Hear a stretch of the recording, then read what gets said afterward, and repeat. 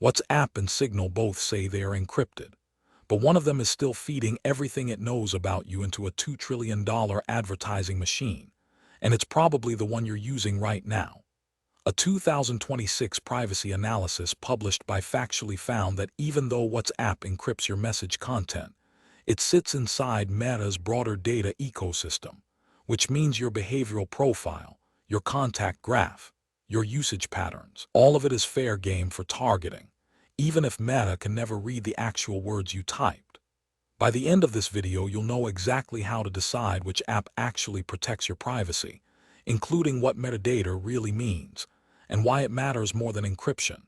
The 6 specific features Signal has that WhatsApp does not, and the one structural reason Signal can never become the next WhatsApp, which is the thing 99% of people completely miss. This video is for anyone who has ever said, but WhatsApp is encrypted, so what's the difference? It's for people who want a straight answer without the tech jargon. I have spent weeks going through privacy audits, security research, and the actual data policies of both apps, and what I found genuinely surprised me. Stay until the end, because the last point is the one that changes how you think about all of this. Let me start with the thing that confuses almost everyone. Both apps are end-to-end encrypted. That statement is completely true. When you send a message on WhatsApp, Meta cannot read it. When you send a message on Signal, Signal cannot read it. The content is locked. Full stop.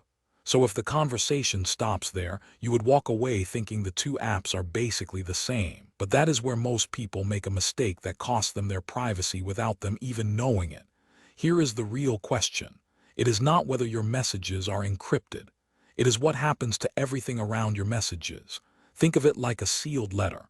The letter itself is private, but the envelope still shows your name, the recipient's address, the timestamp, and how often you write.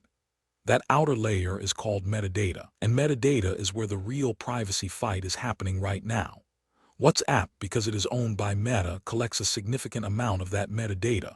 Who you talk to, how often, what time of day, how long your calls last, your IP address, your device information, your location data. None of that is in the message itself, but all of it builds a picture of your life that is extraordinarily valuable to an advertising company. Meta has nearly 3 billion people on Facebook, 2 billion on Instagram, and 2 billion on WhatsApp. The data flows between those platforms to build the most detailed consumer profiles ever assembled. By the way, this is not a conspiracy theory. Meta explains.